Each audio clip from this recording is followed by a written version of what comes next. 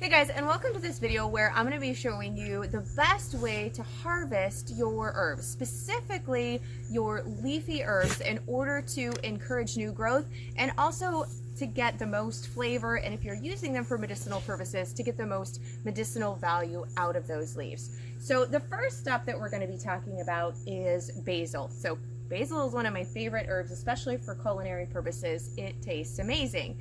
And there's a few things that you need to know. So first is you want to be harvesting your basil before it goes to flower, which then of course goes to seed, because once it starts to produce a flower, the energy of the plant goes to that blossom and then to creating seeds so that it can keep going. The other thing is when you're wanting to harvest the leaf and it goes to blossom and then to seed, oftentimes, and especially with basil, the leaves will begin to taste bitter and the flavor changes. It's not as robust, and sometimes, like I said, it kind of gets that bitter thing, and nobody wants bitter basil, right? So don't worry, even if your basil has begun to form what's going to become the blossom, as long as you pinch that off, I haven't noticed that it's really affected the flavor, and the plant will continue to grow and then to produce more leaves. Okay, so you can see right here, this is what it looks like when it's beginning to form. This will turn into a flower and a blossom and then go to seed. So you could seed save from this if you wanted to, but we don't want that. I still have plenty enough weeks of weather that's growing time, and I want to produce more leaves for me instead of going to blossom. So what you want to do whenever you are going to be harvesting, this is true for harvesting as well as pruning the plant so that it produces more, is you want to find a set of leaves. So we're going to go down. You can also do it up here, but you're going to be looking for where you have got two leaves across from one another, and then you're going to pinch right above that. So you can just take your fingernails and we're just going to pinch that off right above where I've got these two leaves. So I saved this plant so that I could show you guys how to do so. So we're just going to go same thing. Over here I've got two leaves that are going, and you want to make sure that you've got at least a set of 2 or 3 leaves below where you are pinching this off, and we're going to pinch that off.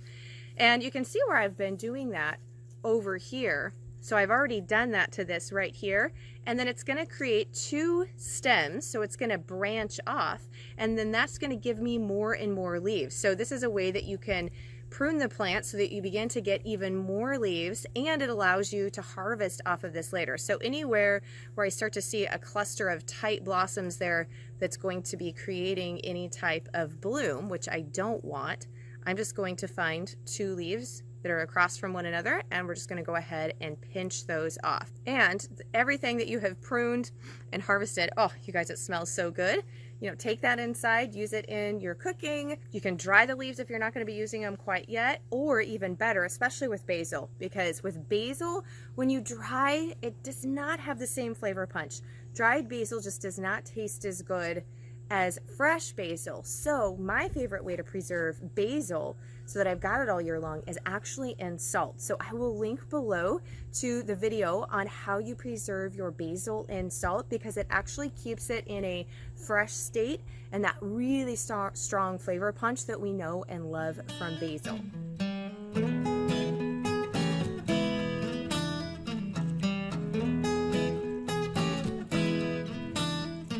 So here we have my sage and my mint, and it's the same thing with your mint and your sage as we talked about with the basil. When it starts to get where it's going to blossom, we want to start to harvest it, pinch those blossoms off so that it continues to grow leaves for us all throughout the growing season. And whenever you're harvesting, you always go from the top on these type of herbs. So we want to go on these top leaves, and you don't want to, instead, I know the larger leaves are at the bottom, and so it's tempting to want to harvest just those and let it keep growing. But if you harvest from the top, then you're going to get bushier growth, and you also will get more growth. So you're going to have more leaves, which means more harvest. So on this chocolate mint, actually I have 2 types of mint growing here, but on this one, you can see where earlier in the year, I pruned it right here. And because you're always pruning right above a set of 2 leaves, then these grew out, and you can see, so I'm getting double, and it's becoming a bushier plant. But up at the top here, they're going to where they're going to start to want to blossom. So you can see when it starts to get a tight cluster of leaves like that, it's getting ready to produce a flower. And that's what I don't want, because I want this to continue to grow.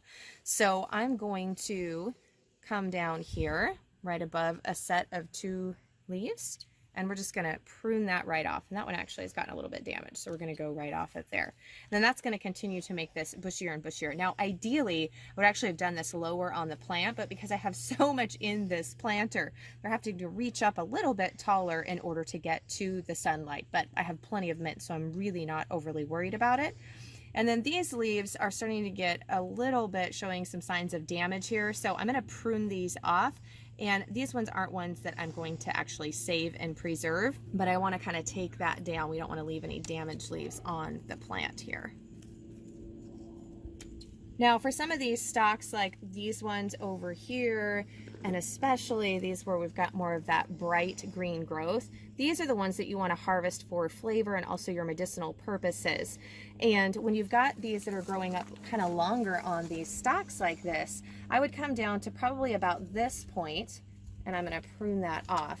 And then if I wanted to, I could hang this upside down and I could let it dry that way, or you can spread these out onto a tray and just dehydrate them that way as well. Now for my sage, you can see up here, I've got a lot of pretty large, really good looking leaves. They're so soft. Sage is one of my favorites. And if you pull that up, you can see where I've got a lot of little leaves here right up on the stalk of that. So I'm just going to prune off these top big leaves here and go through, and then these will continue to grow. Now I could go down even lower on this if I wanted to, where I've got some of these larger leaves, again, always where you've got 2 large leaves that are across from each other. And I could prune it here to encourage even more bushy growth instead of it coming up tall. So I hope you enjoyed this video on how to prune your leafy herbs for both the best flavor and getting them to give you more growth. Make sure that you hit subscribe so you don't miss any of our videos when they come out every Wednesday, and occasionally we'll pop a few more extra ones in there.